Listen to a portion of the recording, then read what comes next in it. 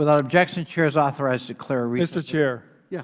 I would just have a question. I mean, we've all been here for almost a half an hour. In view of things that we have going on here, could we, like, a motion to adjourn so we can actually start on time and be prepared to be able to spend the full time here, because we're now going to run a half an hour past where we were. And I've got other things going on, and I'd like to participate in the meeting.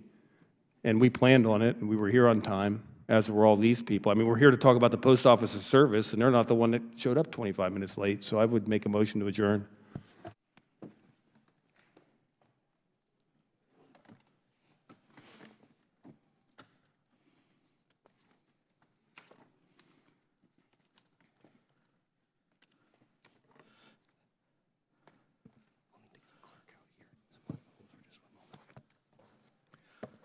Yep.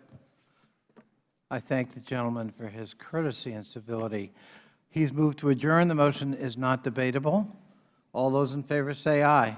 Aye. All those opposed? No. In opinion of the Chair, the noes have it. Do we have a recorded vote? Recorded vote has been requested. I'd ask the clerk to join the meeting. Given the fact that the gentleman is so concerned about the expenditure of time, I'm a little surprised that we're going to spend this time on this motion, but we are. If you can waste time, I can too. Again, I thank the gentleman for his civility. Great way to start the lame duck session. Is the clerk? Clerk's on their way. Clerk's on the way. I apologize to our panel for this delay.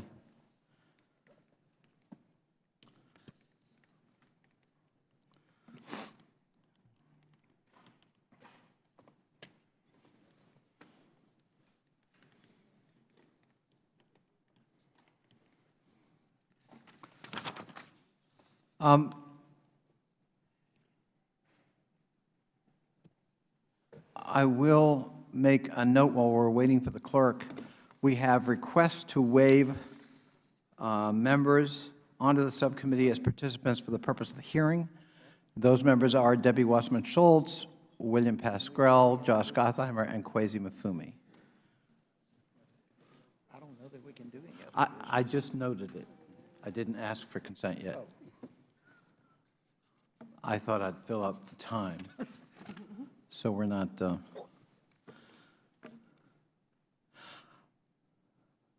of course, we're also joined by our distinguished Chairwoman, Carolyn Maloney, for the purpose of this committee.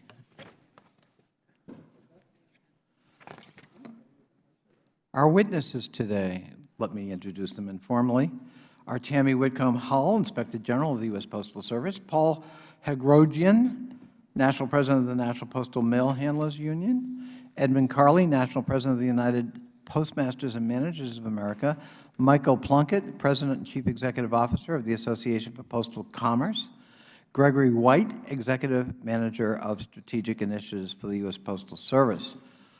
We look forward to your testimony, and we'll swear you in as soon as this motion. We're still trying to get the clerk. We're still trying to get our clerk. Not expecting it. But we're working.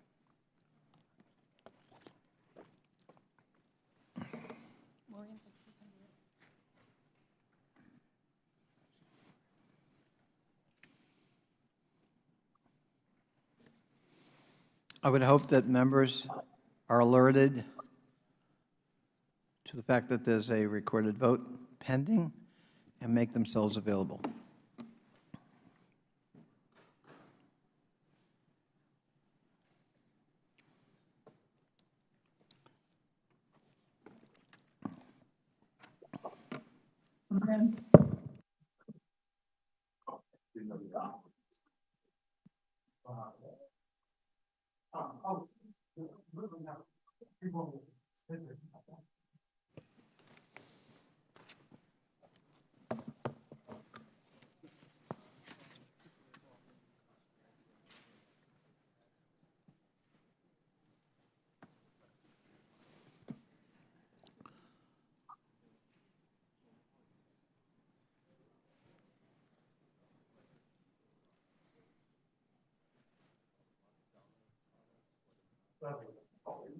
Yeah, you want to go back? Reporter got on, and Mr. Raskin is also there.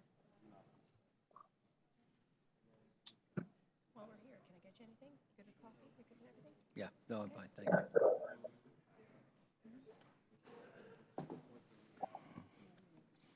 Ryan out there.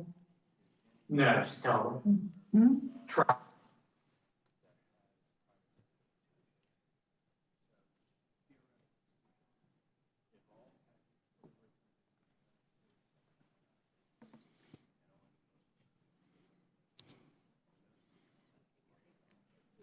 We have a clerk. Clerk will call the roll. The motion is to adjourn. All those in favor will say aye, and all those opposed will say nay. The chair has already ruled that verbally the nays had it. The clerk will call the roll. Mr. Connolly, Nay. Ms. Norton, Okay, done. All right, see you now. Would you repeat, Ms. Norton? I don't think she heard it. No. Ms. Norton votes no. Mr. Davis,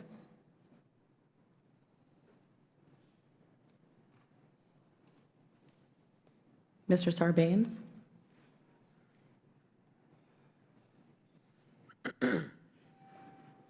Ms. Lawrence, No. Ms. Lawrence votes no. Mr. Lynch,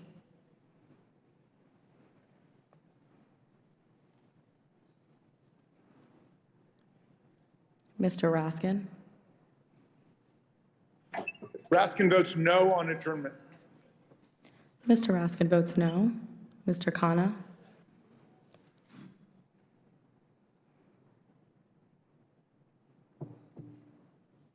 Ms. Porter, Porter votes no. Ms. Porter votes no. Ms. Brown, Brown votes no. Ms. Brown votes no. Mr. Heiss? Mr. Heiss votes yes. Mr. Keller? Mr. Keller votes yes. Mr. Clyde?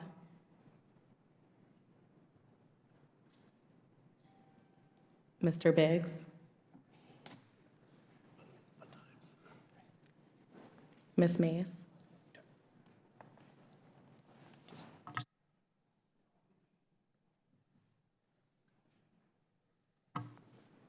Mr. LaTurner? Ms. Harrell? Ms. Maloney? Ms. Maloney votes no. Clerk will record the vote. We have 2 ayes and 7 nays. The motion is not agreed to. I recognize myself for my opening statement. Last year, we held a hearing in Chicago to investigate its deteriorating mail delivery performance. This February, we visited Baltimore, the city with the worst on-time delivery rating in the nation. 2 months ago, we met in Philadelphia, a city beset with poor postal performance and unsafe conditions for postal workers. Today, we're back in D.C. We're here right before the Postal Service's pivotal holiday rush for our 4th hearing examining postal delivery in just 13 months. During peak season, a rush of packages and letters places additional strain on the Postal Service's workforce and logistics network, resulting in consistent drops in on-time delivery for nearly all mail. Today's hearing will thoughtfully and thoroughly examine, I hope, the Postal Service's preparation for peak season. We'll hear from Postal Service officials, Postal Service workers, managers, mailers, and the Inspector General about what slows down mail delivery and what steps the Postal Service has taken and could take to mitigate those delays. In fact, today, the Postal Service Office of the Inspector General released a report entitled Fiscal Year 2023 Peak Season Preparedness, which examines the Postal Service's peak season preparations. We look forward to hearing insights from Inspector General Hull. Families, businesses, and communities rely on the mail year-round, and in particular during peak season. Our subcommittee aims to ensure that the Postal Service is taking all steps possible to deliver this holiday season. In 2020, at the height of the COVID-19 pandemic, the Postal Service had its worst peak season in recent years, with its nationwide on-time delivery performance sinking to lows of 67.4% in December for first-class single-piece letters. Fortunately, Nationwide on-time delivery performance improved during the following year. While we certainly recognize this progress, some of the improvement is the result of the Postal Service's own changes to delivery standards, making it easier for them to meet lower standards. Cost-effective, reliable service is vital to the Postal Service's long-term survival. Late or lost deliveries can humbug the holiday spirit in the short term and may drive mailers away in the long term. The Postal Service is preparing for this year's peak season by hiring seasonal employees, leasing additional facilities, and taking other measures, and that's good. Unfortunately, early recent reports indicate that the Postal Service is struggling to hire those temporary workers because of tight labor market and insufficient wages and benefits, especially in communities with high costs of living. Failure to meet these targets puts additional strain on frontline employees, mail handlers, managers, and those along the mail supply chain. Injuries can increase delivery and can slow it. In April, Congress passed the Postal Service Reform Act, which I was proud to co-sponsor with our chair and the ranking member. This once-in-a-generation legislation puts the Postal Service on the path to financial solvency. In fact, just last week, the Postal Service reported that the bill added $57 billion to fiscal year 2022 revenue. It's our job in Congress to make certain the Postal Service uses its new authorities and seizes opportunities to grow its product line and customer base. Congress remains poised to ensure that the Postal Service executes its new responsibilities appropriately. Congress also needs to make certain that the Postal Service is accessible to everybody. We must ensure that rate increases for shipping mail and packages do not make the Postal Service a service for the privileged. That's why we introduced the Ensuring Accurate Postal Rates Act. This bill would require the Postal Regulatory Commission to reconsider if the Postal Service needs increased rate-making authority when accounting for the positive financial effects of the Postal Reform Act. The Postal Service has a statutory obligation to deliver the mail to 163 million households across the country every day. Peak holiday season should be the time for the Postal Service to showcase its ability to deliver for this nation. Today, we'll ensure that the Postal Service is ready to meet that moment. Chair now recognizes the ranking member for his opening statement. Thank you very much, Chairman Conley. I think it's important not to lose sight of a very important fact, and that is that despite the passage of the Postal Service Reform Act, the Postal Service is still in very bad financial condition. We have likewise asked Louis DeJoy to perform something just shy of a miracle, quite frankly. The Postal Service may be a beloved and vital American institution, but the PSRA did not change the fact that it is based on an outdated business model when it comes to delivering mail. Mr. DeJoy has come up with a plan to try to save the Postal Service, but obviously implementing such a plan involves change, and it has to. Doing the same old thing simply is not going to work. And look, I appreciate the fact that change makes people nervous. I understand that. And I appreciate the message that stakeholders want more information about the Postal Service's plan. And I would encourage Postal Service leadership to be as forthcoming as they can be with respect to what they have in mind. It also involves acknowledging mistakes. My colleagues on the other side of the aisle were quick to condemn Mr. DeJoy for his initial attempts to improve efficiency. These moves, which involve curtailing unapproved overtime, making sure blue-collar or blue collection boxes were located in the right places, and making sure that trucks ran on time, all of these portrayed as attempts to steal the 2020 election. I think that's very unfortunate. The Postal Service delivered in that election, both literally and figuratively. And if this election that we're currently involved in, frankly, if it ever wraps up, I believe we will learn how well the Postal Service did this time around as well. I'm given to understand Mr. DeJoy acknowledges his attempts to get the trucks running on time did not work, and that he does not want to repeat that mistake. Well, that's what leaders do. They try, they act, they acknowledge their mistakes, they learn from them, and they move on. But quite frankly, if Democrats are going to hold Mr. DeJoy to a zero-fault standard, then they should apply the same standard to the Biden administration. Let's just say there would be a lot of vacancies. But the most important thing is that we've got to take action. The most conventional wisdom and all too frequent truth in any kind of federal service is to go along to get along. And that simply is not going to work now. The attitude of don't rock the boat is unacceptable. The fact is, the boat in this case is sinking, and I applaud Mr. DeJoy for trying to keep it afloat. There are no other good options that I'm aware of. Throughout history, this country has struggled to make the Postal Service a viable institution. If the current model fails, I suspect my Democrat friends won't be lining up to privatize the Postal Service. In returning the Postal Service to an appropriated agency has failed in spectacular fashion. And that's why we have a Postal Service and not a Postal Department. We have to let the Postal Service focus on its core mission of delivering mail and packages. But Democrats want to use the Postal Service as a guinea pig for a progressive agenda. Why would anyone think that postal banking would be a success? And the insistence that the Postal Service become a vehicle charger for the nation is just absolutely misguided in every way. With respect to peak season, it sounds from the Inspector General that the Postal Service has a good plan in place. Obviously, that does not guarantee success, but it's a plan. And I look forward to hearing more of that in this hearing.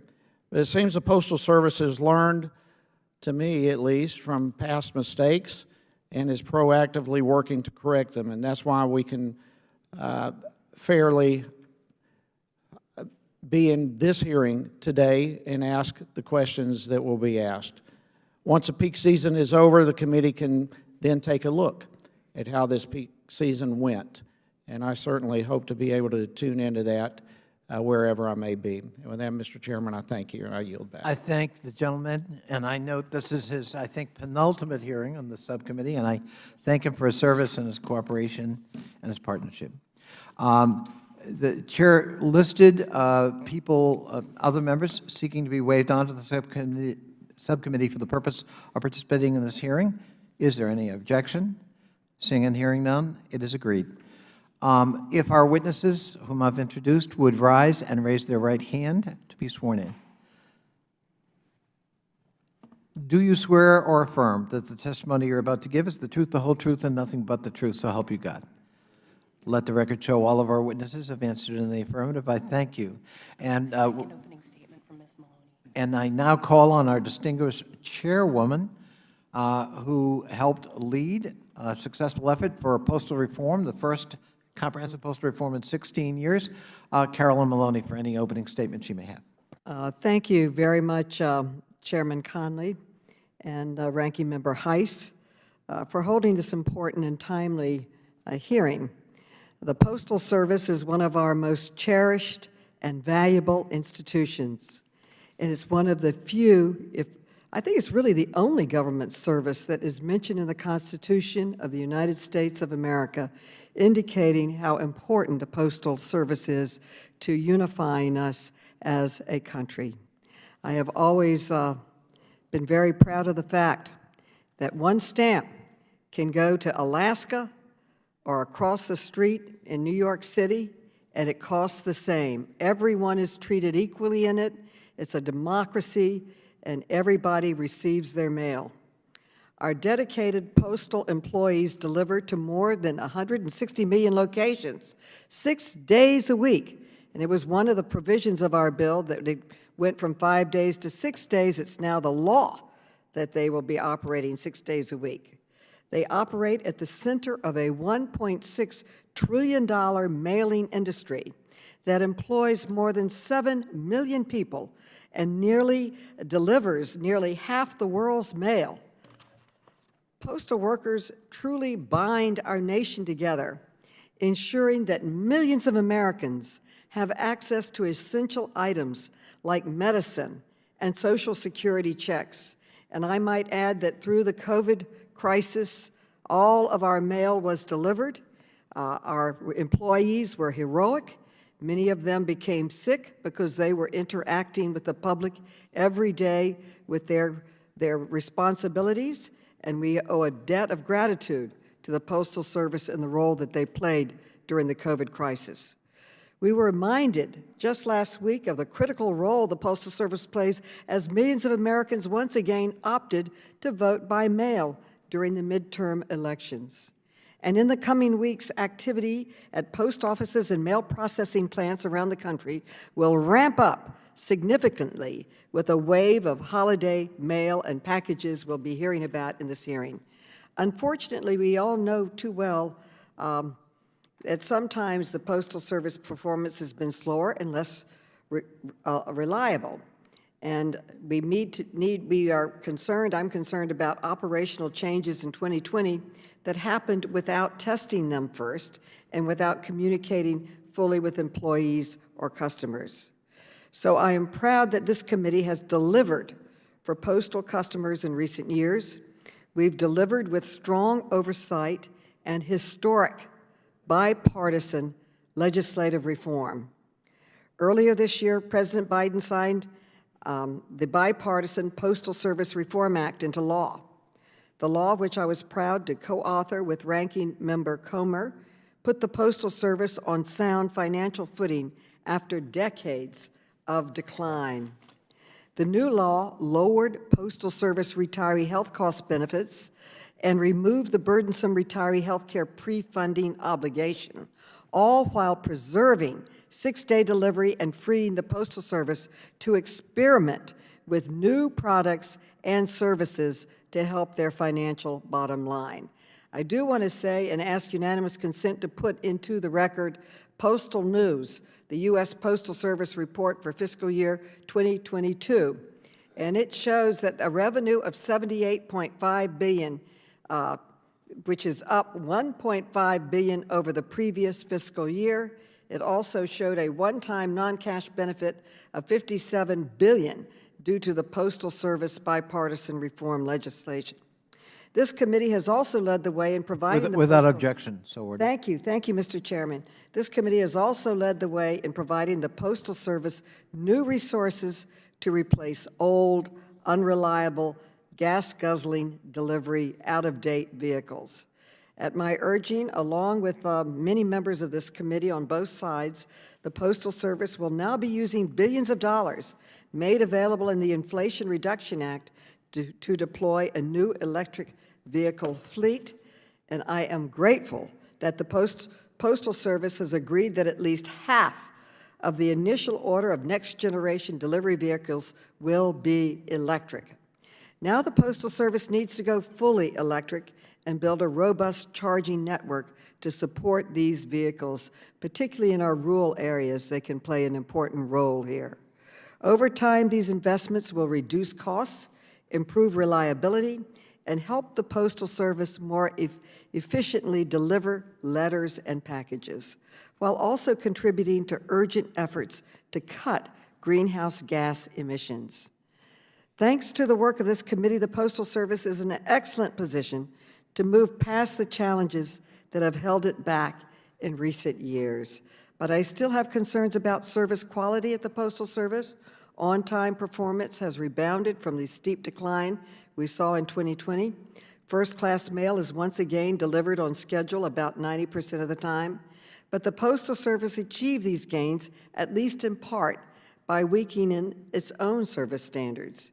And as Chairman Conley has noted, other troubling recent trends, like a spike in mail thefts, threatens America's trust in the mail. I want to give one, we need to look at the new 10-year plan which proposes moving sorting and processing activities from local post offices to larger regional facilities, even though the Inspector General found that a similar plan implemented in 2010 may not have cut costs or improved operations at all. So I look forward to the IG's comments on these proposed changes on whether it will achieve its goal. It is the responsibility of the Postal Service to find ways to overcome difficulties they face and get mail delivered on time.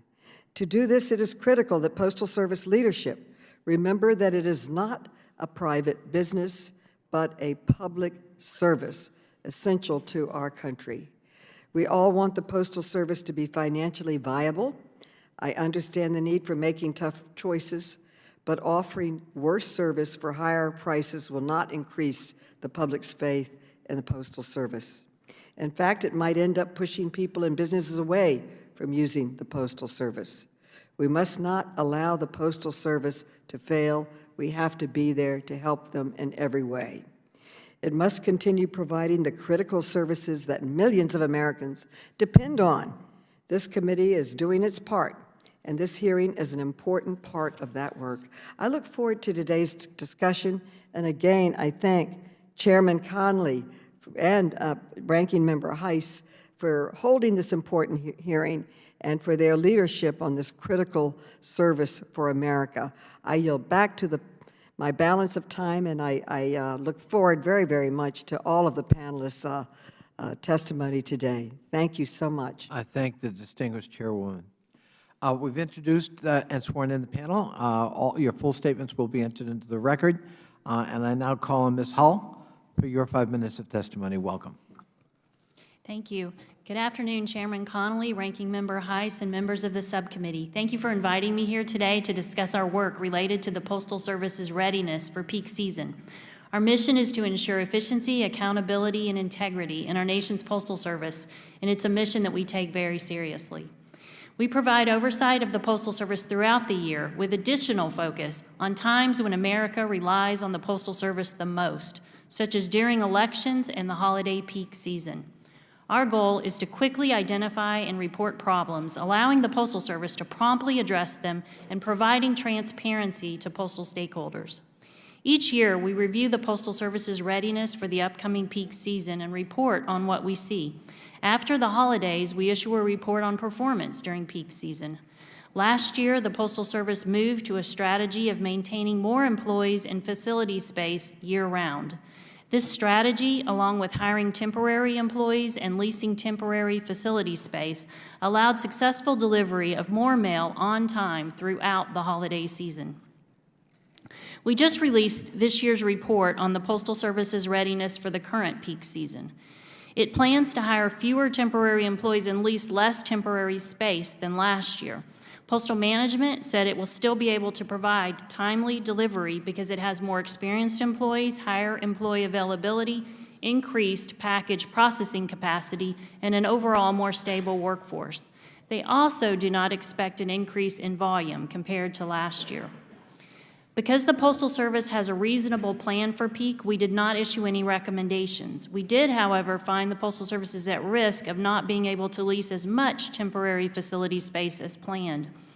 The Postal Service said acquiring temporary annexes can be difficult and space was not available in some locations. It will activate contingency plans if needed, using tents and transferring mail to other postal facilities if needed. Election mail processing is another focus at the OIG. This past September, we published a report on the Postal Service's readiness for the 2022 midterm election. We found the Postal Service was generally ready, but not all postal facilities were compliant with election mail policies. We are wrapping up our review of the 2022 midterm election mail performance, and we'll report on that in early 2023.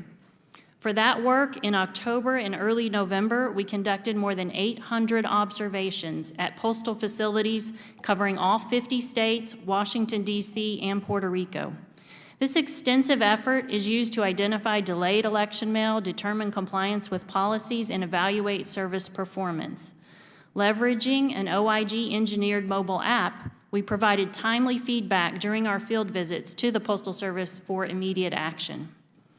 In addition to our peak season and election mail efforts, we have other audit work that's focused on quickly recognizing and reporting issues for resolution throughout the year. Last fall, we created new audit teams that perform localized, facility-specific reviews. These teams perform a cluster of audits simultaneously. While one team visits a mail processing plant, other teams visit 3 to 4 delivery units that receive mail from that plant. This enables us to better focus on service issues in specific geographic areas that span across processing and delivery. We have also begun recent work to address concerns about mail theft, specifically focused on checks, credit cards, and other sensitive documents. One reason for increased theft has been the Postal Service's poor management controls over arrow keys, the keys that are used by carriers to open collection boxes, parcel lockers, and cluster box units. In response to this concern, we increased focus on arrow key management during our facility visits and have recently started an audit on how the Postal Service is responding to mail theft. We have also increased our investigative work on this critical topic. Another focus on our work is the importance of mail to people who live in rural areas. One of our upcoming audit reports will evaluate how the Postal Service manages changes to rural routes, and another will assess the Postal Service's oversight of its contract postal units and village post offices, which are often used in rural areas. We are dedicated to ensuring proper oversight of the Postal Service. We appreciate the opportunity to discuss our work, and I'm happy to answer your questions. Thank you very much. Mr. Carley, you're recognized for your 5 minutes of testimony. Thank you, Chairman Connolly, Ranking Member Heiss, and members of the subcommittee. On behalf of the United Postmasters and Managers of America, my name is Edmund Carley, and I am the UPMA National President. UPMA is a management association representing more than 24,000 active and retired postmasters, managers, supervisors, and many associate members, clerks, carriers, mail handlers, and others who would like to be in postal management. UPMA members oversee the delivery of over 500 million pieces of mail every day to 163 million households and businesses of all sizes in the United States. On November 1st, 2021, I became the second elected national president of UPMA. Our organization is recognized statutorily under Title 39 of the U.S. Code. The statute directs that we consult with the USPS to participate directly in the planning and development of pay policies and schedules, fringe benefit programs, and other programs relating to supervisory and other managerial employees. I am committed to recruiting, engaging, and developing future leaders for UPMA and the Postal Service, improving UPMA members' work situations, and helping move all postal employees forward as we continue to deliver for the American people. I want to express UPMA's strong appreciation of the work of this subcommittee and Congress. I cannot overstate how important the passage of the Postal Service Reform Act was to the Postal Service's ability to pivot on its path to self-reliant stability, protecting what UPMA members rely on most, their postal careers and retirement. PSRA addressed many internal issues that hampered the Post Office in growing and planning for the future of mail delivery. The relief from retiree health care pre-funding and Medicare integration especially has enabled a clearer financial path forward for the service. The Postal Regulatory Commission's positive actions on pricing flexibility have allowed the USPS to continue to see growth in revenues while some mail volumes continue to fall. The ball is now firmly in the court of the U.S. Postal Service leaders to further reduce costs, increase efficiencies, and modernize our processes, including the postal network. I want to highlight the extraordinary measures put in place by postal management and the Herculean effort by UPMA members and the rest of the 650,000 men and women of the Postal Service this past election cycle. I would point to those plans and that effort as a great insight into how my members will ensure that the 2022 peak season will be successful. Of course, like every business, the Postal Service faces real pressure to perform at the standards its customers and stakeholders expect. Meeting service expectations is a significant responsibility of postmasters. The USPS today would cite staffing and inflationary challenges across the board, but this doesn't tell the whole story of what my members face in their local post offices. We take our mission seriously, but postmasters that are short-staffed in many areas of the country are personally delivering mail on some routes in order to fulfill that mission. In some regions, advertised vacancies get no applicants for many posting cycles. Labor market challenges are not unique to the Postal Service, but the extra security measures involved in hiring federal employees does make the process more difficult. Sometimes when we are able to get an applicant, by the time we run background checks, etc., they may have taken other jobs. When you compound that with the retirements and the other separations from the service, it will not be as easy to achieve the stated service standards that we have. However, the Postal Service has weathered situations like this many times in the past, and UPMA members are proud of the efforts of the people they manage in executing on-time delivery in extraordinary circumstances. Each peak season presents unique challenges. In 2020, we saw delays in plants and transportation. Pandemic-related absences crippled the postal network. Now in 2022, we see a record amount of election mail again. Inflation is a distraction that is eating up many of our resources. Private sector pay and initial benefits are enticing applicants away from the Postal Service.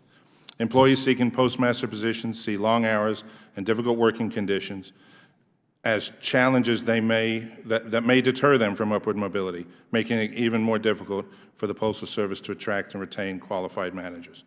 The Postal Service has historically managed to deliver for America despite many factors being against us. I have spoken personally about postal issues to many of the members of this crucial committee over the last decade. Although the philosophy of how we make those necessary changes might have differed, we've always agreed that a strong, thriving, vibrant, and healthy Postal Service is essential for America, American democracy, the American economy, and the Postal Service's 650,000 dedicated public servants who rely on USPS jobs to support their family. Thank you for the opportunity to share UPMA's views on the issues facing the United States Postal Service. I look forward to answering your questions. Thank you. Exactly on time, Mr. Carley. Incredible. Wish I had been today. Mr. Hagrogian, you're recognized for your 5 minutes of question. Chairman Connolly. Excuse me, of testimony. Chairman Connolly, Ranking Member Heiss, members of the subcommittee, and honored guests. My name is Paul Hagrogian, and I'm the National President of the National Postal Mail Handlers Union, a position that I've held since 2015. Previously, I served on the union's National Executive Board and as local president for the New York metropolitan area. I started my career with the Postal Service in 1971 as a casual letter carrier in my hometown of Dumont, New Jersey. I later became a distribution clerk in Hackensack, New Jersey, before becoming a mail handler in 1976 at what now is called the New Jersey NDC in Jersey City, New Jersey. Thank you for the opportunity to discuss the performance of the Postal Service during peak season.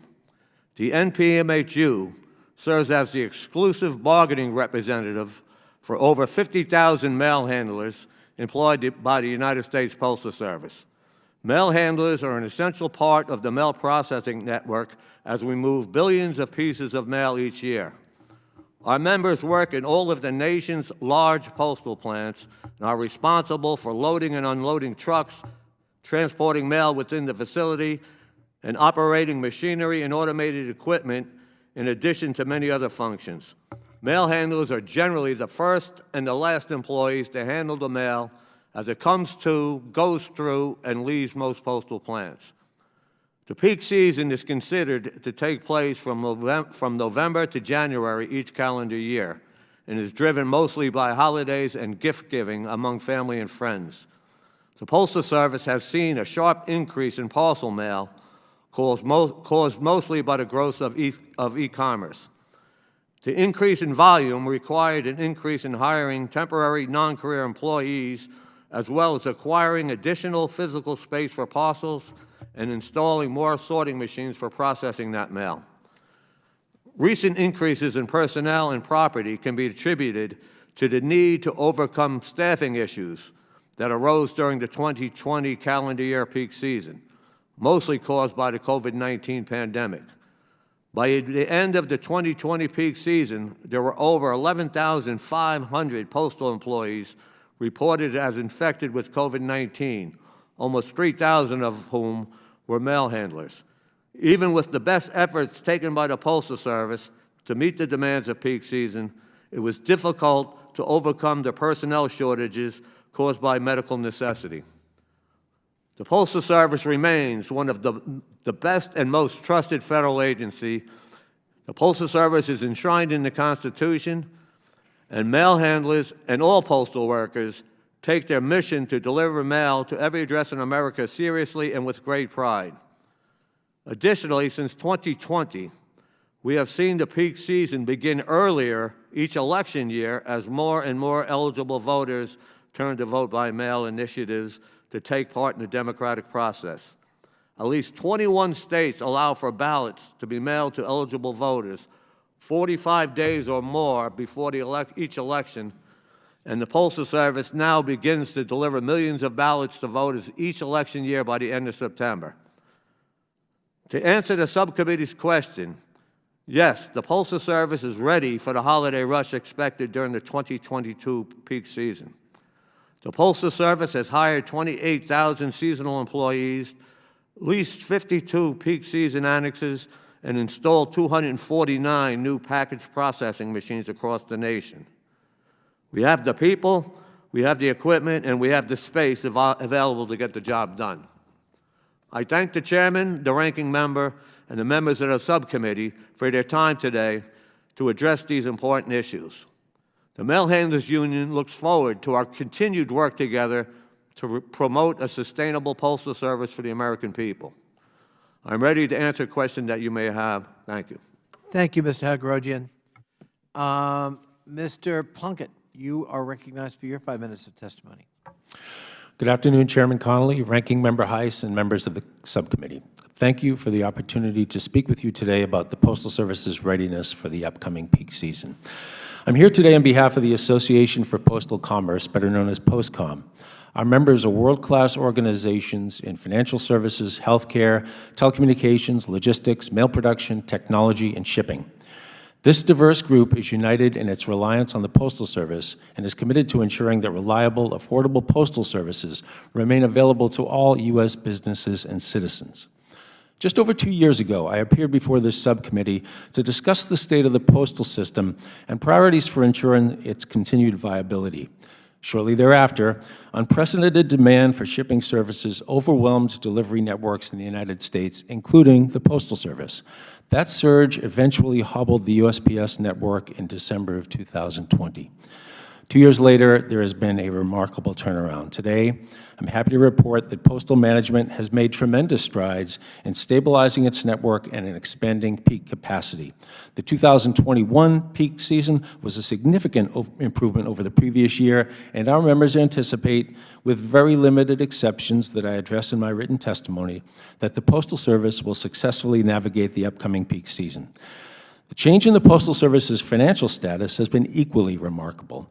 Thanks to continued demand for shipping, the Inflation Reduction Act, the CARES Act, and most importantly, the Postal Service Reform Act, the Postal Service's balance sheet has improved dramatically. The future, though, is perhaps less clear. The Postal Service is preparing for an extensive reconfiguration of its network over the next 5 years as part of its Delivering for America plan. We agree that modernization of the postal system is overdue and necessary for the Postal Service to remain an efficient and affordable provider of delivery services for the entire nation. PostCom's members are equally certain that the best way to ensure that a revamped postal network can meet the needs of its customers is by communicating and collaborating with the customers and business partners who rely on and pay for universal delivery service. We have asked for and will continue to urge the Postal Service to be more forthcoming with its modernization and deployment plans to optimize the complementary capabilities of the Postal Service and its business partners. Now, network modernization aside, the affordability of mail is increasingly concerning. In January, postage rates will increase for the 4th time in 2 years. When that increase takes effect, some products will be experiencing cumulative rate increases nearing 50% in just over 2 years. The most recent increase was approved by the governors of the Postal Service just weeks after the previous rate increase took effect. In effect, the governors have approved aggressive compounding of rate increases without any data on how unprecedented rate increases are impacting customers. Further, at the most recent Board of Governors meeting, the Postal Service was clear that it will continue, quote, taking price, unquote, even as market-dominant volumes are driven from the system. At that same meeting, the Postal Service revealed that it would not meet its projected break-even target for 2023, despite record revenues and a projected volume loss of 6.4 billion pieces in that year. The Postal Service has called for the Biden administration to revisit the Postal Service's civil service retirement system obligations to relieve some financial pressure. Postcom agrees that the administration and Congress should consider all possible remedies to reduce these inequities to bolster the Postal Service and protect ratepayers. That will not be sufficient. Postcom has already petitioned the Postal Regulatory Commission, which enabled the unprecedented rate increases of the last 2 years, to revisit its regulations given the Postal Service's recent good fortune. Postcom appreciates that Chairman Connolly has proposed legislation that would require the PRC to do the same. Without some check on these anomalous and excessive rate increases, our members are concerned that mail volume declines will accelerate to dangerous levels.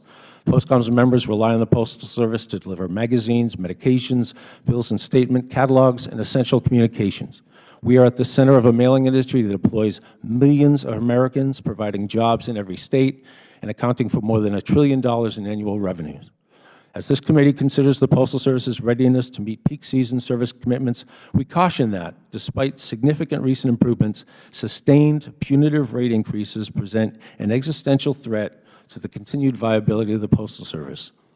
Mailers are prepared to pay their fair share, but should not be required to shoulder the entire burden of sustaining universal service during these challenging times. Thank you. Thank you, Mr. Plunkett.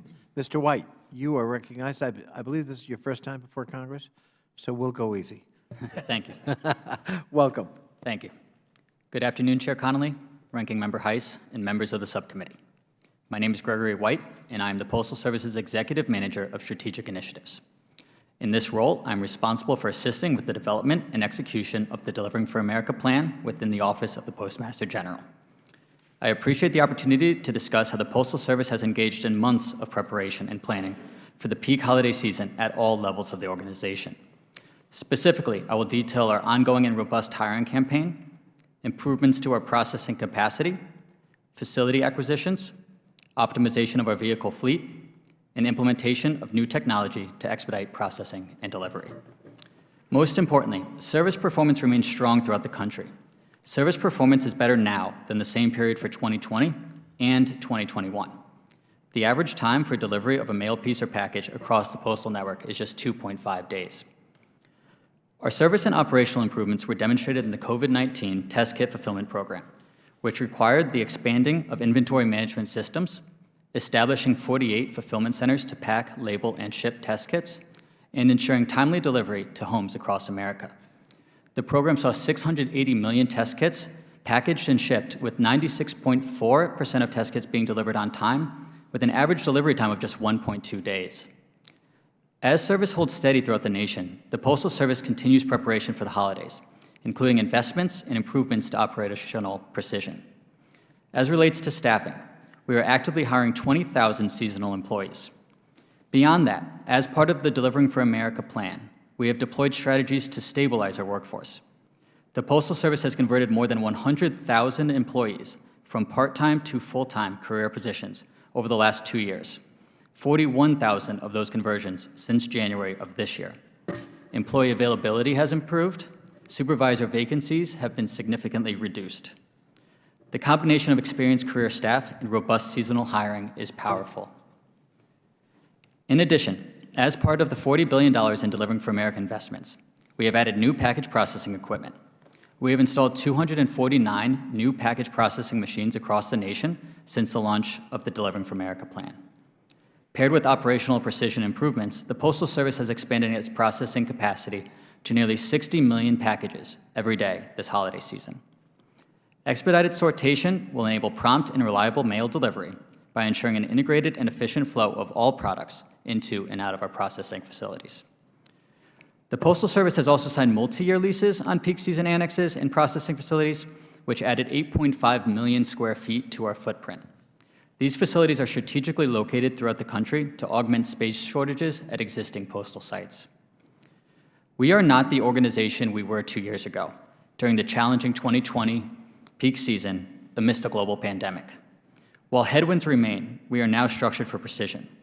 We are an organization better positioned to meet the country's evolving mailing and shipping needs, working to do so in a financially self-supporting manner. The Postal Service is prepared to deliver a successful holiday for the American public. I want to thank the subcommittee for the opportunity to speak today. I welcome any questions that you and the subcommittee may have. Thank you, Mr. White. And see, that didn't go so bad. Good start. All right. Thank you. All right. The distinguished chairwoman of the committee, full committee, Ms. Maloney, is recognized for her 5 minutes of questioning. Thank you, Chairman Conley and Ranking Member Heiss, for holding this important and very timely hearing. And I want to really talk about mail-in ballots, really. In New York and across the country, people really turn to mail-in ballots. It's more convenient, particularly during COVID. And this past week showed once again the vital role that the Postal Service plays as millions of Americans cast their ballots through the mail, and what's more important, their election. To accommodate voters' growing interest in vote by mail, the Postal Service's IG has recommended the creation of a separate, simplified mail product exclusively for election mail for federal elections. This product would support uniform mail processing and have standards of reliability, honesty, and transparency. I responded to the IG's recommendation by introducing the Vote by Mail Tracking Act. Right now, we can put a barcode on a package and track it all around the world. Why can't we put a barcode on a mail-in ballot and track it from the voter's hands to the election office? The bill would require that all mail-in ballots include a barcode and are easier to sort and track. Our committee will mark up this bill tomorrow, and I hope it can be enacted into law this year. This bill needs to be bipartisan, because what is more bipartisan and really, and we all have a stake in honest and fair elections. So I would like to ask Mr. White, Ms. White, no, Mr. White, right over here, what progress has the Postal Service made on developing a simplified, uniform product for election mail as the IG has recommended? I am not an expert on election mail. That is outside of my area of responsibility. Can you get back to us in writing after you have looked at that? Absolutely, we will. Okay. Ms. Hull, do you agree with my assessment, and how would products like those envisioned in my legislation improve tracking and delivery of election mail? Yes, as you mentioned, we made that recommendation in 2020 because it was we saw how important the Postal Service became in that critical election and continues to be in this midterms. We just looked at the midterm readiness, and as we looked at that, we looked at where the Postal Service was involved in the primary elections. We did visitations and found that the Postal Service rate of being able to track mail with barcodes had improved from about 53% in the 2020 election to 83% in this past primary season for a midterm. So it really gives a great tool to track where those ballots are in the system if barcodes are included. It's a challenge because of as you know, the number of election offices that are involved in preparing ballots, and the Postal Service is obviously not in control of all that. So I appreciate the efforts in your legislation to make those improvements. Well, I'd like to ask our other witnesses that have a stake in the whole system, Mr. Edmund Carley, the National President of United Postmasters and Managers of America. Could you comment on the Absolutely. legislation in writing or now, if you'd like? Oh, I'm interested in the product. The post office where I'm postmaster since 2008 is a county seat, so I work very closely with the election officials, and there is no standardized product for mail-in ballots. You know, we do extraordinary measures. I mentioned it in my comments. Postmasters going in on the Sunday before the election, when we don't normally do collections out of blue boxes, we went in and collected blue boxes to get that, make sure that mail got in on Monday to get delivered for the election. And we go above and beyond. So I'm very interested in a specific product that we could then market to the county seats and the people that do the actual elections, because it's all different. Thank you. Mr. Hagrogian, who happens to be a constituent, welcome to. Thank you, and thank you, Madam Chairwoman, and the chairman for all your help, and all the committee for all your help during postal reform, and from all our members, thank all of you, and like New York, thank all of yous. To answer your question, I'm not an expert on ballot design, but if it makes it more efficient to process it, I'm all in favor of it. But that being said, no matter how you mail the ballot, you mail it, we'll move it. So That's good to hear. Thank you, Mr. Hagrogian. Gentlelady's time has expired. May I ask Mr. Plunkett and anyone else on the panel to answer in writing, Mr. Chairman, Without as we don't objection. have time? Again, Absolutely. thank you all for your time. Be happy to do so. Absolutely. Thank you. Mr. Heist, you're recognized for your 5 minutes of questioning. Thank you, Mr. Chairman. Mr. White, let me begin with you. Just in a real simple explanation, what is the primary mission of the Postal Service? The primary mission of the Postal Service is to deliver mail-in packages to 163 million addresses, 6 days a week, in a financially self-sustaining manner. So what's a bit baffling to me, as you well know, Democrats actually introduced legislation to have the Postal Service offer financial services, including making loans and offering checking accounts. Does the Postal Service have any expertise in offering financial services? I do not focus on policy or regulatory decisions. That's not my question. Does the Postal Service have any expertise in offering financial services?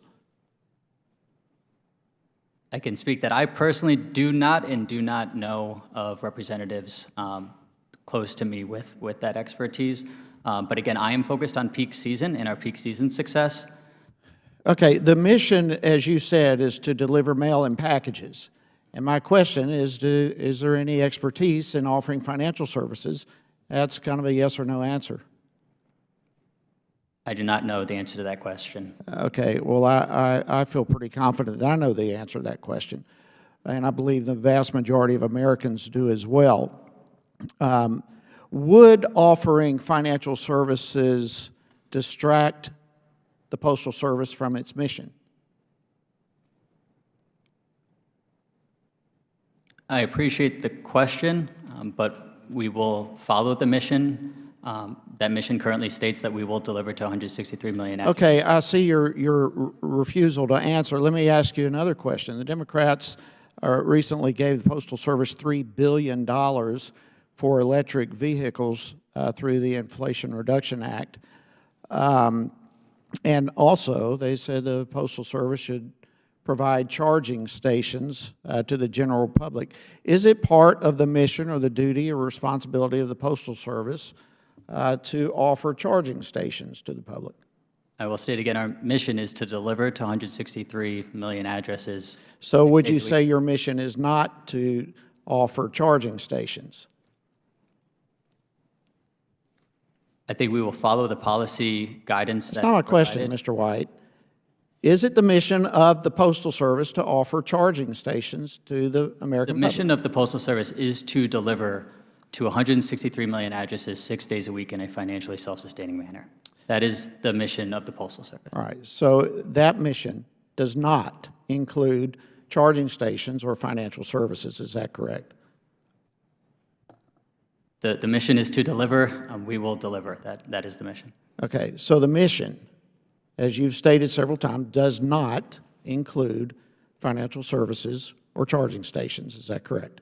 Again, the mission is to deliver to 163 million addresses 6 days per week in a financially self-sustaining manner. Okay, you're doing a good job at avoiding the question. But we all know the answer. You've stated the mission over and over, and it does not include financial services or some of these other things, which would absolutely distract and hinder the Postal Service from doing its job.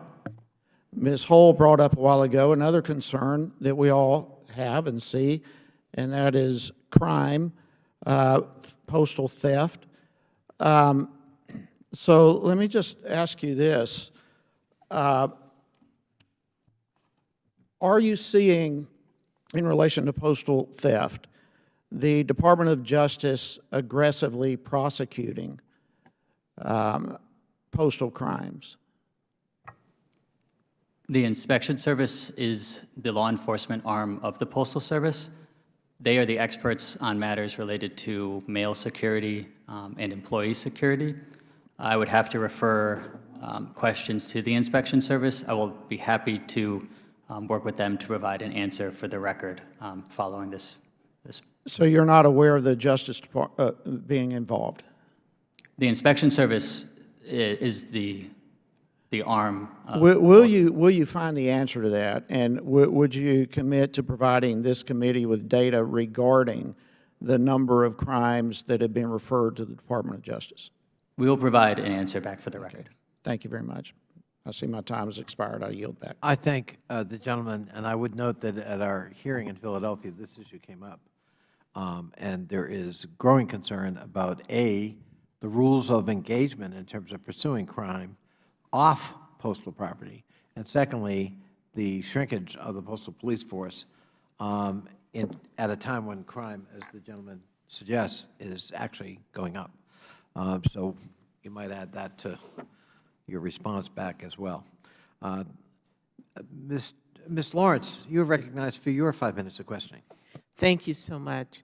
I often remind the committee of my 30 years of service with the Postal Service, which few people recognize, and this panel and this committee are uniquely aware of the complexity, the multiple levels of responsibility and expectations that is placed on the organization. On February 22nd, 1921, Frank Yeager set out to prove that mail could be flown from coast to coast in record time by flying night and day. He made it from San Francisco to New York in 33 hours and 20 minutes, a third of the time it would take by train. Today, a century later, we have moved backwards. It takes the Postal Service more than 120 hours to deliver mail the same distance, almost 4 times as long. That's because under the plan of our current Postmaster DeJoy, he ordered the Postal Service to reduce the amount of mail transported by air. Today, people are more reliant than ever on the Postal Service to deliver medicine, ballots, holiday gifts, and other goods. The Postal Service, however, has slowed down its delivery service standard from 2 to 3 days to 2 to 5, and for up to 40% of the first-class mail packages. Mr. Pluckett, how has this new decision to reduce delivery standards affected your members and your businesses and their businesses? Postcom does have members that use commercial first class and periodicals class in their businesses.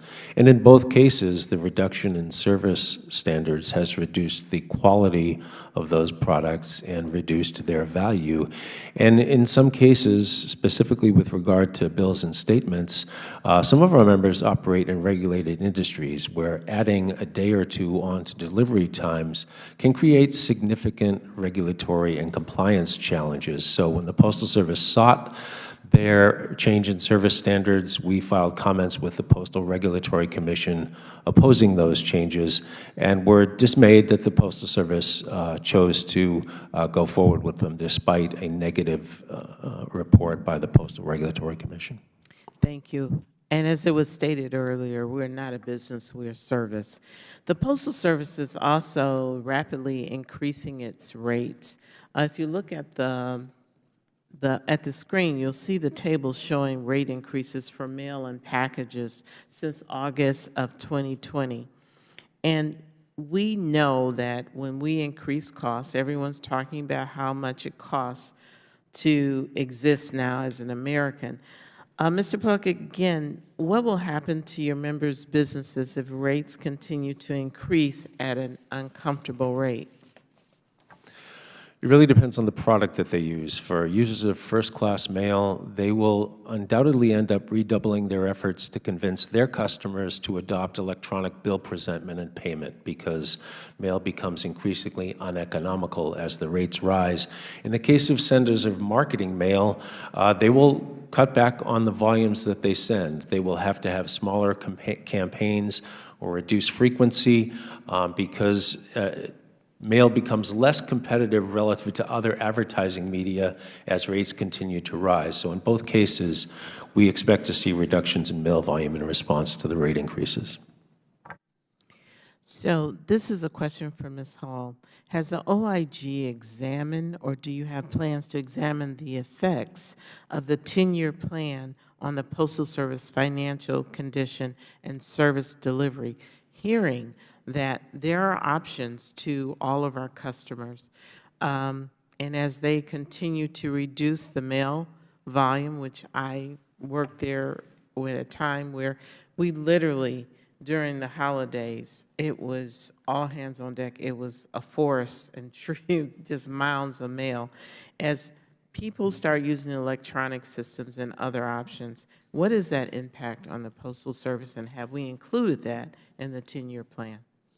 Yeah, we're paying close attention to how the Postal Service implements the Delivering for America plan, and we are looking at how service and if there are declines in service, how they might impact that. We also look at the financial impacts of the 10-year plan, and likely we'll be looking at volume impacts as well as we move forward. Thank you. My time has expired. I yield back. I thank the gentlelady. Mr. Chairman, may I ask you a question before we go to Mr. Keller? Just in light of the comments that you made between the questioning, I have a question as well. Obviously, the postal police perhaps may be an issue, but to get them requires more training, and they go beyond the postal facility and this, that, and the other. Prosecution seems like a good method. But we asked Mr. White earlier, and I want to ask you if we can expand this, that we also get a strategic plan from the Postal Service as to anti-theft strategies, and also a timeline to get that on. Absolutely. I think that would go to you. Absolutely, and it would be very consistent with the hearing we had in Philadelphia where that issue was front and center. So all right, Mr. White, if you would. I would echo the ranking member's request. Thank you, Mr. Heiss. Mr. Keller is recognized for his 5 minutes of questioning. Thank you, and I thank all the witnesses for being here today. And I know it's been mentioned that the Postal Service is a service and not a business. Prior to coming to Congress and being an elected office at the state level, I was in private industry, and we provided a service. That's what businesses do. That's what enterprises do. So you can call it whatever you want. They got to be effective and efficient to be able to do it, and they'll have to have the tools to do that. So I just want to, one of the things that I always looked at is if you tell me how you're going to manage me, I'll tell you how I'm going to perform. And that's what the Postal Service needs, is clear performance metrics. And I think under Postmaster General DeJoy, we've seen some of that. We're here to provide oversight, and I heard it say today Congress is going to ensure the USPS will perform. Well, we witnessed today we can't even start a hearing on time with somebody here to take a roll call vote, okay? And we're here to try and beat up on the post office. I'm not here to do that. I'm simply here to say that there are things that I looked at, and Ms. Hull, I want to appreciate you had sent me the report on the preparedness, and looking at these things, I just would say, and according to your assessment, do you believe the Postal Service is capable of executing its plan for the upcoming peak season? I mean, do you think they can do that? I gathered from this they're ready, but... Yeah, I think one of the things that we saw that will really help them out, I think, is the deployment of additional package processing equipment. Packages kind of jam up. They're great, and the volume is important, and the revenue is important, but they're challenging to move. So more automation in that area and more focus in that is going to be really helpful. Well, I guess I'd ask a question. I mean, we're talking about handling packages, and I know there's other places that handle packages that aren't the Postal Service. Have we looked at how they do it to look for like a benchmark or a best practice on how we do that? Yeah, we benchmark against private sector delivery companies all the time in our work, and the Postal Service does as well. Yeah, and had we not bailed out some pensions and they had to charge the true cost for what they had to cover their services, we might be a little more competitive too. I'm just going to say that. The other thing I would like to talk about, Mr. Plunkett, you talked about rate increases. Yes. I guess, and when we look at delivering any service, it takes energy to do that, right? Absolutely. So, and actually, you mentioned that. I want to go back to Ms. Hull or Mr. White. How much of the increase, or how much of increase have we seen in fuel for the Postal Service to be able to execute its mission and deliver the mail? Do we know that? Do we have an answer? How much more we're spending for fuel than we did 2 years ago to accomplish the same mission? I don't have that answer. Can somebody get that for us, please? Because I would quite frankly, here we are, we're politicians, right? And in some cases, when we look at the federal government, some people in the government couldn't run a good one-dog show, and they want to try and tell you how to run the Postal Service, okay? I have experience at running things. I ran a $50 million a year budget before I got elected to office, right? And we had to be effective and efficient. So I'd like to be able to see what that is, because we have politicians that are talking about all kinds of things that have increased fuel costs, and now they're griping at you because things that they have done, the Inflation Reduction Act placed on you and shutting down American energy, and now they're griping at you because you have to raise prices. What did they think was going to happen when you have 40-year high inflation? The Postal Service isn't affected by inflation. I mean, you're affected by decisions that the White House makes or that Congress makes when it regards energy policy, aren't you? I think we'd all agree the answer is yes. So here we have a bunch of people that can't start a meeting on time, don't have the people here to take a roll call, make you wait, cause inflation, and then want to bang on you and tell you you can't run things properly, and bang on the Postmaster General. I just don't think that's fair, quite frankly. So I look at those things, and it goes back to the banking. Does the post office do any kind of assessment on the services its customers are looking for? I mean, do you have people coming to you say that I want the post office to do banking, or I want the post office to provide electric charging stations? I mean, is the post office aware of any of their customers that have? Because that's what they are. They're customers. In a business, you have customers. You aware of any of that, Mr. White or Ms. Hall? We've done some work in the past on ways to use the retail infrastructure, and we can provide some of that. I don't have the... But nobody's come to you and said, you know what, I really wish you had a bank here, or that I could write checks, or you'd handle my investments, or you had a place I could plug in my vehicle. That's not your job. No, we did focus group kind of activities as a part of that, so, but I'm not aware of those two things coming up as part of the focus group. Like I said, I think we should let the post office get back to its mission and stop trying, when we as the body have trouble running things here, telling you how to do things. Thank you, and I yield back. The gentleman's time has expired. Gentleman from Maryland, Mr. Raskin, is recognized. Gentlewoman from Ohio, Ms. Brown, is recognized for her 5 minutes. Thank you, Chairman Connolly. Welcome. And thank you for hosting this timely hearing as the Postal Service prepares for the annual holiday rush. Throughout this Congress, this committee has held several hearings, including some field hearings focused on Postal Service performance and ways to support the agency. Based on historical trends, the holiday season results in an increase in gifts, greeting cards, and other seasonal mail. So if you'll look at the screen, you will see that the Postal Service's preparation for the upcoming holiday season, including converting 10,000 pre-career employees into career employees, hiring 20,000 temporary employees, installing 50 new package processing machines, and leasing 17 additional mail processing facilities. Like many others, my constituents in Ohio depend on the Postal Service to deliver important items like medicine, unemployment benefits, and Social Security checks. So my question to all of the witnesses is, does the Postal Service have the right staff, equipment, and facilities in place to get mail and packages delivered on time throughout the upcoming holiday season? I'll give it a shot. Yes, I believe we do. Earlier, we started preparations for peak season earlier this year than we ever have in the past. We started maybe in July, where I can only speak for my union, the National Postal Mail Handlers Union, that we entered into a memorandum of understanding with the Postal Service where we agreed to convert 2,700 temporary employees to full-time career status. And we also agreed, there's 8 weeks during the year where the Postal Service contractually can exceed the 24.5% percentage of our temporary employees. And what has been happening, the Postal Service in the past has been using two to three of those weeks to just hire the people and get them on board.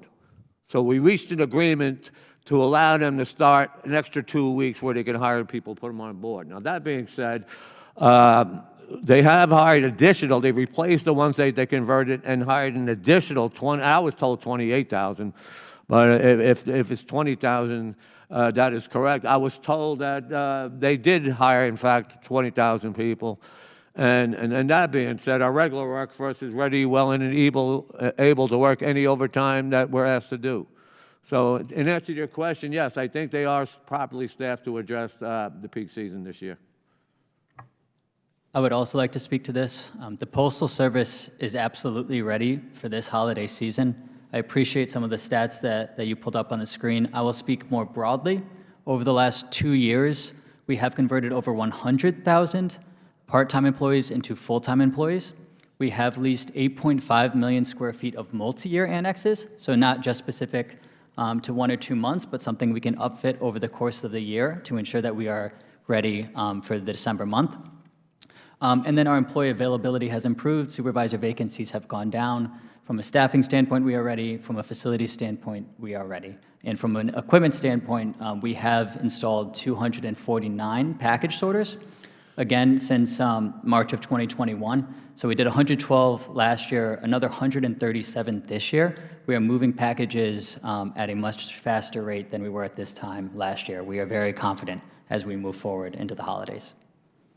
If I could add to that, the Postal Service's customers fully expect a successful peak season. They have added capacity necessary to meet the increased demand, and they seem to have a solid plan in place. Because the Postal Service operates in virtually every community in the U.S., we fully expect there might be local instances of outages because of weather events or perhaps localized employee shortages, and hope that the Postal Service is able to communicate effectively when those inevitable things do happen. But in no way should anyone anticipate any kind of systemic problems like we had 2 years ago. Thank you. Our audit work also indicated the Postal Service was ready and had a reasonable plan and contingency plans around any issues that they came up during the peak season.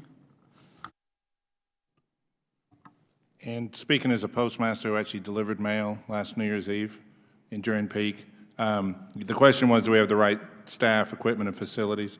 Equipment and facilities are things. They don't really move the mail. People move the mail. And we never have enough people. I've been here 25 years, but we manage. We manage, we move people around, people work overtime, people do extraordinary things. It's a continuum. We've hired in the last couple of years over 400,000 people, and we continue to hire. So I don't think that I'm ever fully staffed. So we're always working, but we will deliver. It will be a successful season, I'm sure. Well, thank you for that. I think I can say this, people across the country are counting on the Postal Service, especially during the holiday season. And my hope is that the Postal Service will be able to maintain on-time delivery performance. I look forward to working with you and my colleagues to ensure that the Postal Service continues to provide an excellent customer experience. So thank you, Mr. Chairman. And with that, I yield back. Thank you, Ms. Brown, and thank you for your faithfulness as a member of this subcommittee. We really appreciate it. Mr. Pasquale, a gentleman from New York, is recognized. New Jersey. What did I say? You said New York. I meant New Jersey. Sorry. Mr. Hagrogian, that accent. I'm sorry. I'm from New Jersey, too, all right? Originally? Yeah, see? I know it. Mr. Pascal from New Jersey is recognized. That's a big mistake, Mr. Connolly. We'll discuss that later. Good afternoon. I'm honored to be here today. And I want to thank all the panel. I thought you were excellent, on target. And I'm thrilled to see my friend, the Garden State's own Paul Hogrodian, who has long been a tremendous leader for our mail handlers. We've tried to get substantive postal reform done for over a decade, at least. We finally passed the Postal Service Reform Act into law this year. I thought it was a major victory for the Congress.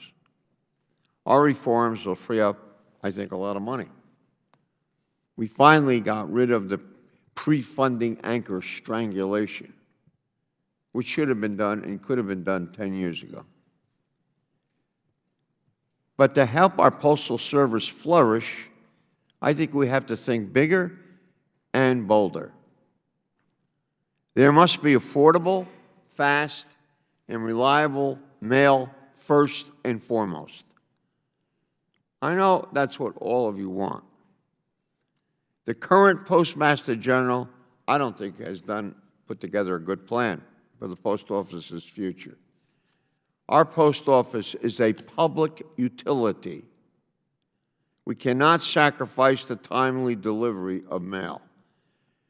Must also ensure our postal workers have the benefits, the compensation, and the support to thrive. I stand by that statement.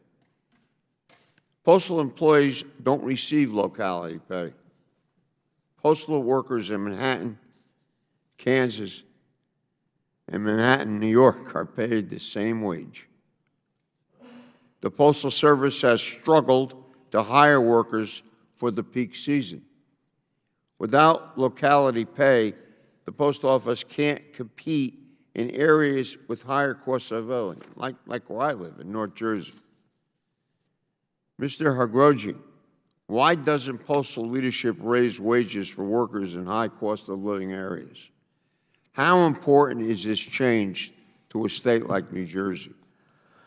Well, that's an interesting question, Congressman, and it seems very simplistic. Yeah, I believe people in the New York metropolitan area and the other high-cost area should get more money and make more because they live in a higher cost of living area. But that's very simplistic. I represent the entire country. I represent people in New York and Mississippi and other where the places aren't as the cost of living isn't as high. Now, I'm fine if you want to pay them more money. How are you going to pay for it? I mean, I know what the post office is going to do. Okay, they'll give you more in San Francisco, but they'll cut it somewhere else. But if somehow we can get the money to pay them more, fine with me. Do you, Tammy Hull, over the past few years, the Postal Service has struggled mightily during the holiday season. Haphazard leadership, pandemic staffing shortages led to unprecedented slowdowns.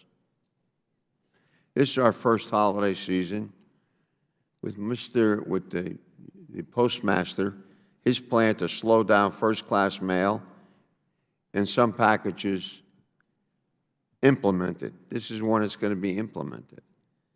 The Postal Regulatory Commission blasted the United States Postal Service for failing to adequately research this misguided overhaul.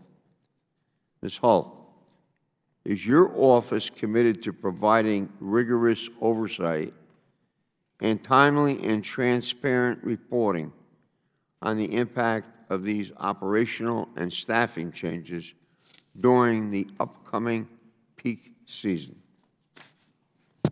Yes, sir, we are. Thank you. I yield back, Mr. Chairman.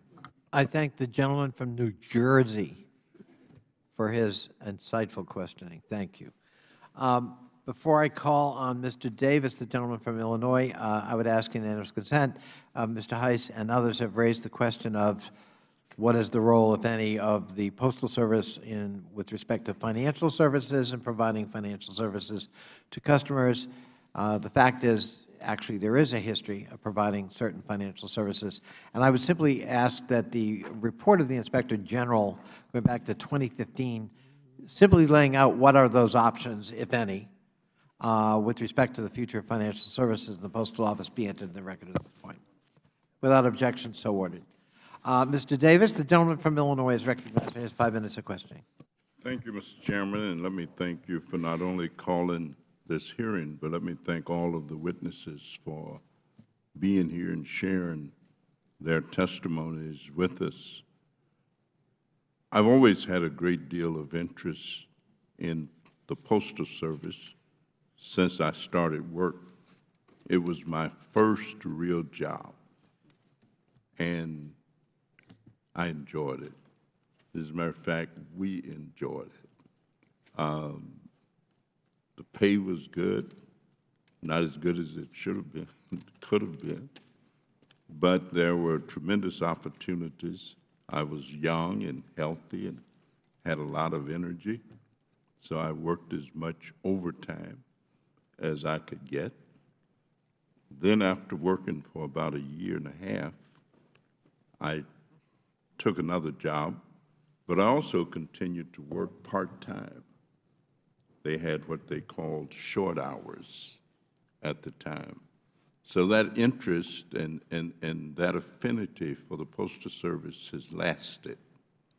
As a matter of fact, we had a motto we used to use where I worked: clean hands, gentle touch, surely we owe a letter that much. And we joke and do our work. But during every peak season, the Postal Service hires a large number of temporary employees. This year, of course, that's no exception. As someone who has always been a staunch defender of workers' rights, I am concerned about the conditions that temporary and non-career workers at the Postal Service face. Unfortunately, many of these employees receive lower wages and benefits and, of course, lack union protections.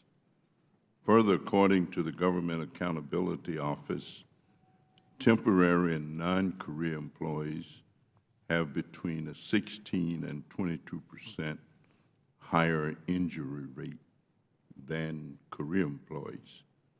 Ms. Hall, could you describe the results of the 2022 audit titled Changes in Mail Mix Implications for Carriers' Physical Health? Sure. Yeah, we looked at how the increases in package volume have an impact on the carriers. And one of the things that we found is that particularly temporary, pre-career employees had a higher injury rate from carrying large loads of packages than career employees did. We looked at how the injuries were associated with their time in service and their career status. And so we did find exactly what you were referring to, that pre-career employees had a higher injury rate. And all carriers carrying more packages it has had an impact on their injury rates. Did you get any indication that there were serious efforts underway to change these outcomes? That might be a better question for Mr. White, but we did get comments from the Postal Service in this space, and I believe they're working on solutions to address this, particularly policies around the weight of packages and how that might impact carriers themselves. Then, Mr. White, would you? Yes, absolutely. We have made significant progress in converting employees to full-time career employees, as you just stated, understanding the difference between that part-time or seasonal hire and a full-time employee. Those employees are more experienced. And then the other thing I would add is some of the package sorters that we have deployed do handle larger boxes up to 22 inches, that can improve the ergonomics for the employees on some of the large packages that Ms. Hull is referencing. Let me thank you for that. I want to try and find out what's happening with temporary employees. Mr. Hargrove, do non-career employees have a clear path to becoming career employees? Yes, yes, they do. Let me preface that by saying that I'm speaking on behalf of just the National Postal Mailhandlers Union right now. Our contract is expired September 20th, but we made sufficient progress where we extended bargaining. We are continuing to bargaining. In fact, 2 days ago, we had our last meeting, and we're very close to an agreement. And one of the issues is addressing pre-career employees and establishing a clear and definitive path to career status. And I don't want to bargain over here on C-SPAN or whatever, but we're going to get the job done, Congressman. I think you'll be happy. We'll send you a copy of the agreement when we get it. Well, thank you for that. Let me ask you, Mr. White, if I can. As we approach, of course, the holiday season and their efforts, I know in my city it seems like there's some difficulty getting individuals to apply. The gentleman's time has expired. The gentleman may answer his question. Yes, that is a great question. Since June, we've actually held 3,000 hiring fairs for just that reason, to onboard additional employees. I do want to publicly thank those members of Congress who have promoted those hiring fairs. That is very beneficial to us and very beneficial to get people from your local communities to apply to the Postal Service. Thank you. Okay. The chair now recognizes the representative from Florida, Representative Debbie Wasserman Schultz. You're now recognized. Thank you, Madam Chair. Thank you so much, Madam Chair, and I thank you for allowing me to wave on to this important committee hearing. Because this nation's sacred elections will always land during the peak postal season, so it's absolutely critical that the Postmaster General provide confidence and transparency to the American people. They need to know that not only will gifts, medicine, and bills all arrive on time, but that the Postal Service can also meet the weighty demands of our democracy. Yet despite the Herculean efforts of our postal workers to deliver for this nation every day, Postmaster General DeJoy still cloaks their fine work in secrecy and faulty legal reasoning. Last month, the Postmaster denied my entry to tour a South Florida postal facility, yet again, where timely ballot delivery problems were specifically documented. My office coordinated a tour with the local facility, and I had Postal Service employees available to escort me unobtrusively around the facility. I've taken tours at this site for years without incident. But according to DeJoy's staff, my visit would violate their rules and run the risk of causing their employees supposedly to violate the Hatch Act around a member of Congress who is on the ballot.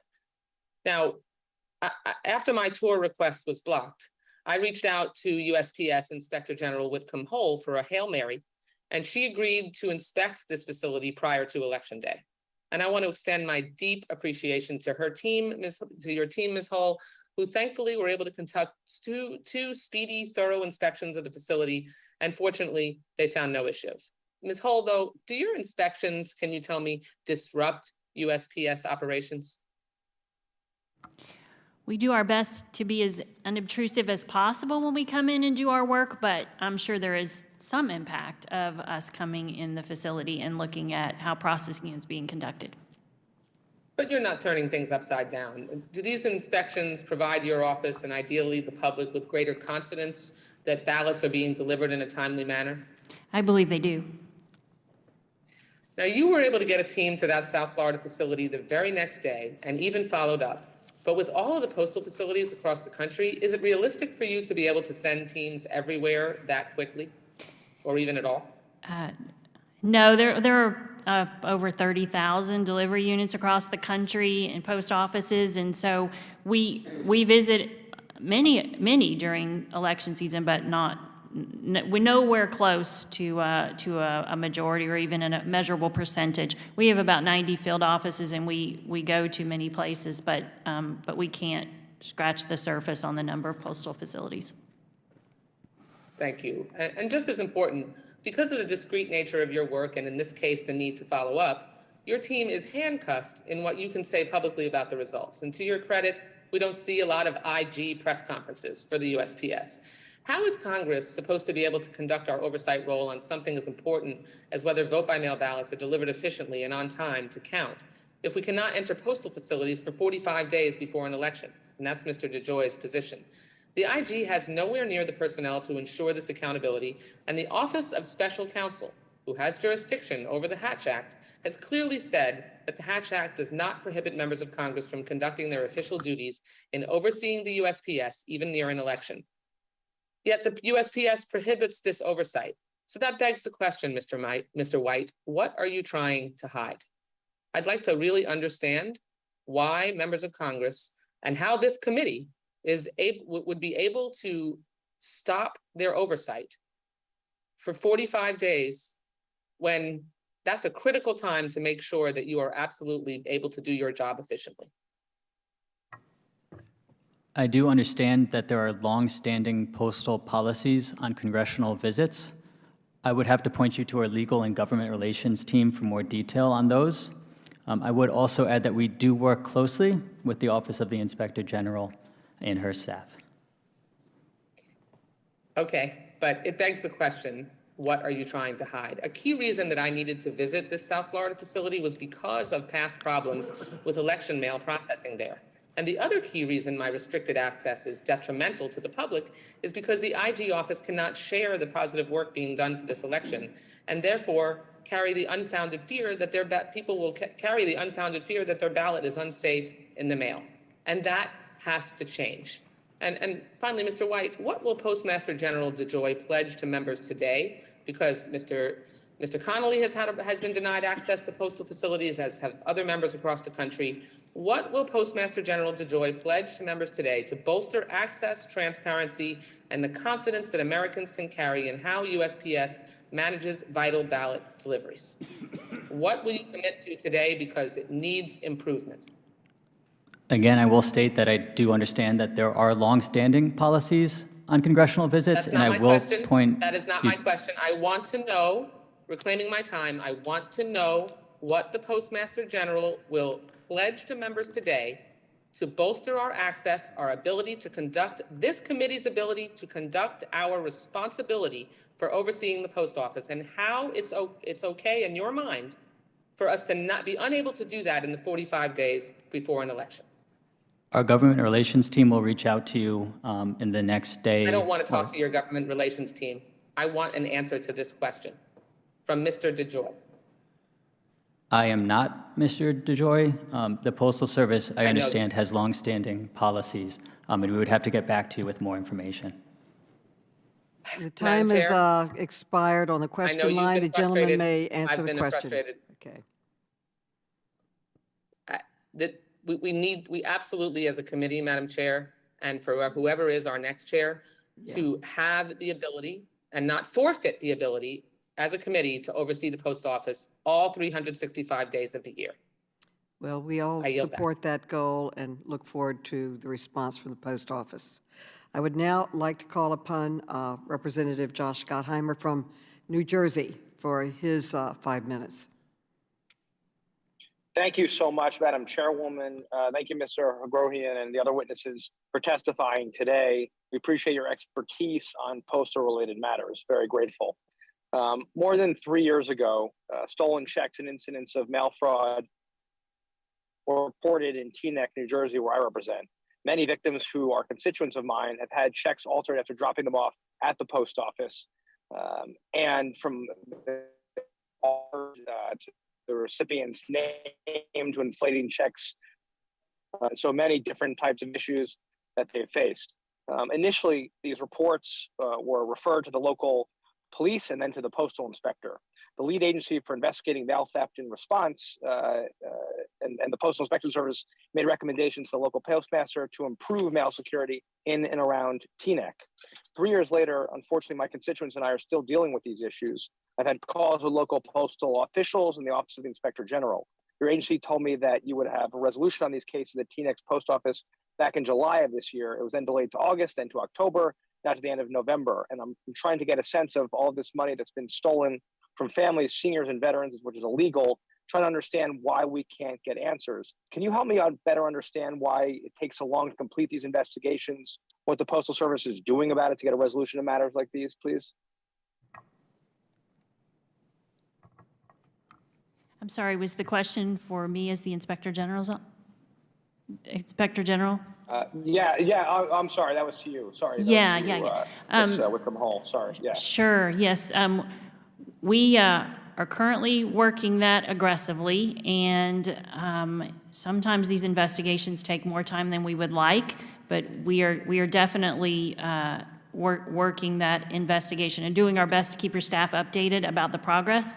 I also want to emphasize that we're starting a more broad look at mail theft and the Postal Service's response to mail theft, because as has been mentioned several times in this hearing, it's becoming a bigger and bigger problem, and so we're looking at it more broadly. But in the cases that you're referring to, we're working those as aggressively as we can. It just seems that, right, it keeps taking months to get any answers, and obviously our constituents are very, very frustrated. Families, seniors, veterans who are coming to us who literally, they keep facing issues. And is it because you don't have enough staff to be able to do these investigations, Inspector General? What's the issue that keeps dragging on? Well, we would always like more staff, but I'm not sure that's the problem in this case. I think it's just the time it takes to investigate some of these matters. Some of these things are complicated. What we've seen, and I don't know if this is in this case, but we've seen situations where groups of organized criminals are working together to recruit postal employees to steal from the mail and other things. So it's become a bigger and bigger deal, and these cases have become much more complex than they used to be. So mail theft cases have always been a big part of our inventory of casework.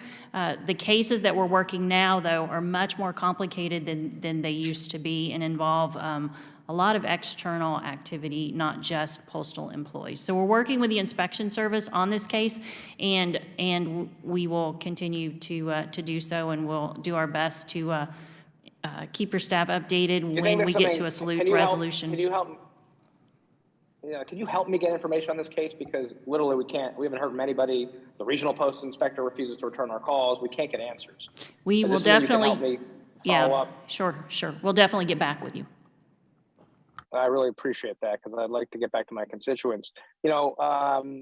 Nationwide, we know that the Postal Service interference and delay issues impact the delivery of life-saving medication to seniors, to veterans, Social Security benefits, paychecks, tax returns, absentee ballots has been talked about today. In northern New Jersey, I've had many constituents tell me that post offices continually lose their mail. And amid the holidays, you might imagine this is particularly stressing for our families. Inspector General, if I can also follow up with you on this one, what's being done to protect our senior citizens and veterans to make sure they receive their mail, whether it's medication or the hard-earned benefits? And do you have a sense of what percentage of mail actually goes missing, and by state, by area? Is that something you track?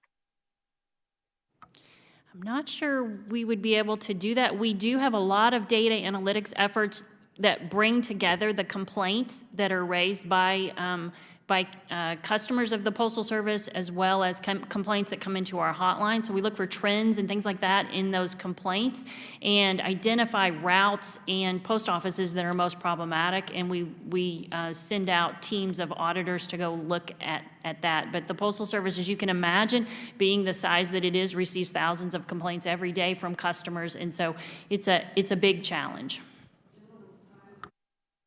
Is that the gentleman's a time has problem that's expired. surged as a problem, or is that just consistent? Okay, the gentleman's time has expired. Thank you. I yield. Thank you so much. Thank you so much. And Ms. Norton, Thank you. Representative Norton from the District of Columbia is now recognized.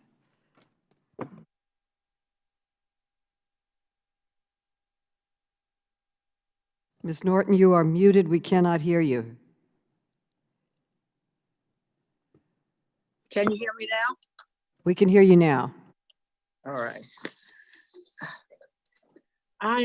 This is a question for Mr. White.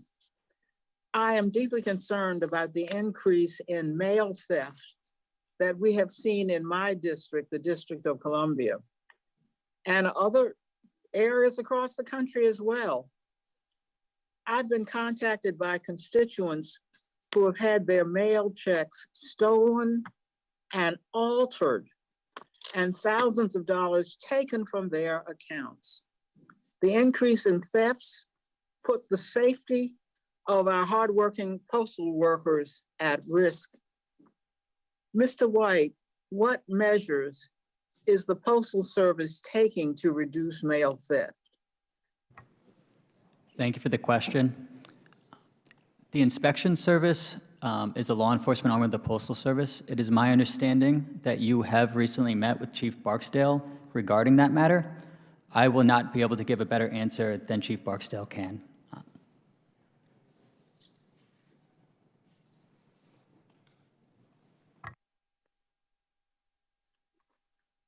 Okay, does anyone else have a response to that question? Okay, let me move on. The Postal Service hires additional employees during the peak season to account for increased mail volume.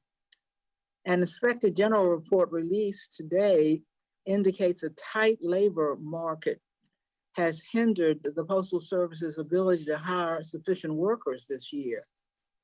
Last Thursday, Postmaster General DeJoy announced that the Postal Service had reduced its hiring goal for peak season by almost a third, from 28,000 to 20,000 temporary employees. Mr. White, does the Postal Service have the right staff in place to get mail and packages delivered throughout the coming holiday season? Yes, we do. The reality is that this year we are less dependent on peak season heroics than we have been in the past. We have converted 100,000 employees to full-time career status, which will help us with experienced employees with high retention rates. Supervisor vacancies are down, so we have more experienced, knowledgeable management within those facilities, and employee availability is up throughout the country. So yes, we are staffed. Okay, Mr. Hall, Mr. Carley, Mr. Hoggergen, Mr. Pinkett, would all of you agree? For the most part, yes. We expect the Postal Service to have adequate resources to successfully navigate the peak season. I believe that we do have enough staffing, and whatever the additional staffing falls short, our regular workforce is ready, willing, and able to work whatever overtime is necessary to get the job done. Yes, and we would agree that the Postal Service has a really good plan looking forward to the peak season, and we believe if it executes on that plan, they'll be in good shape. Thank you very much. My time has expired. Gentlelady's time has expired. We have no further members asking questions. I now yield to Mr. Heiss for a closing statement. Thank you, Madam Chair. And before Chairman Conley had to leave, we were discussing between the two of us, Mr. White, if you could add to the information that you're already going to provide the number of crimes that have been referred to the Department of Justice. We would also appreciate that information if you could add to it. And with that, it goes right along with what Ms. Norton was saying. I would also like to say, in regard to the information that was provided to the committee earlier to Mr. Connolly regarding the financial services, what we are now talking about goes far beyond what he was mentioning. We are now talking about a service, a postal service that is like a sinking ship financially, that is in trouble financially, and we all know it. And for that organization to now be offering loans is absolutely insane if we're going with the recommendation in the legislation for it to become a financial service, offering loans and the like. And so I just wanted clarification on that issue. It just makes no sense, and it far goes beyond the mission of the Postal Service to deliver mail and packages. With all of that, I do want to extend a sincere thank you to each of you as our witnesses today. You have an enormous weight on your shoulders and an enormous constitutional responsibility, and I know that each of you and the hundreds of thousands who work within the Postal Service are giving a lot of effort, and we deeply appreciate that. And I'm grateful for you coming and testifying before this committee today, and wish you the best. I'm sure we won't see you again for a while, but I wish you a great Thanksgiving and Christmas in spite of a very, very busy time that you're about to embark on. So thank you for joining us.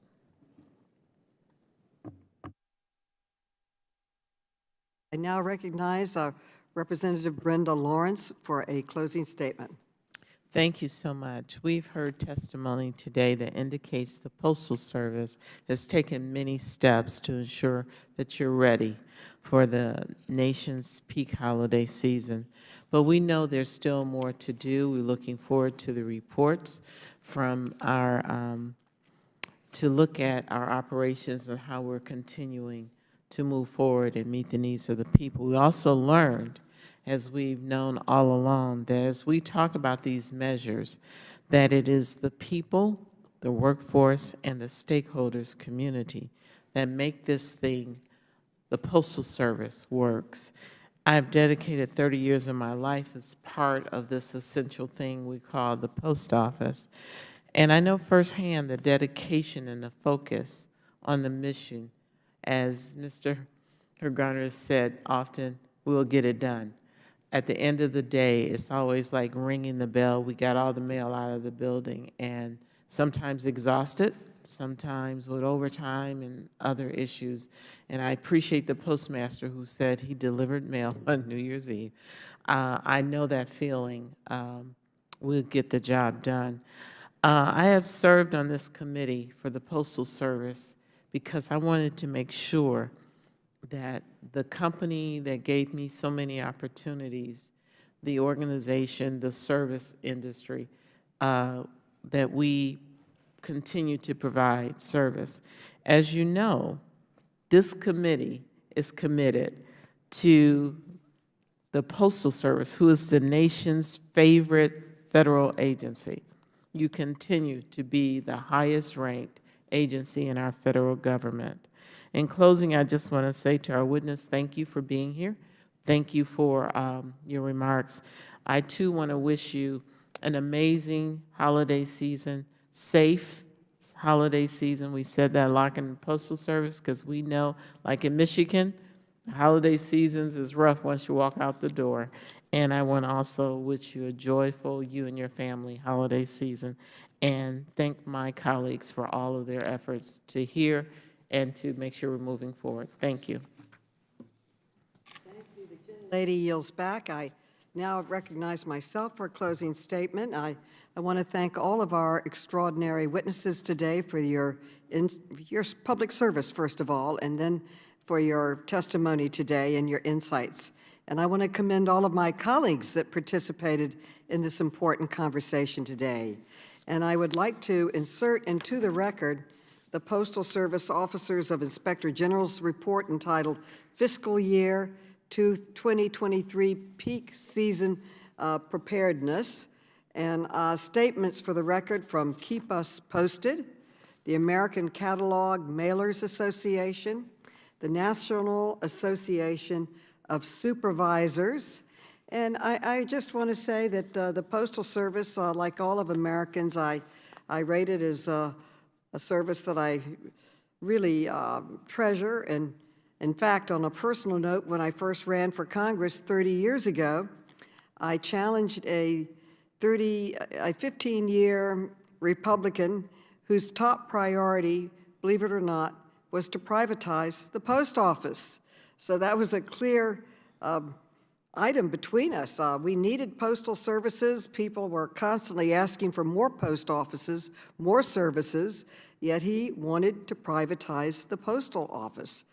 So when I came to Congress, I too wanted to serve on this committee to protect postal services in our country and to make sure that this vital service was available to everybody who wanted it, everybody who needed it.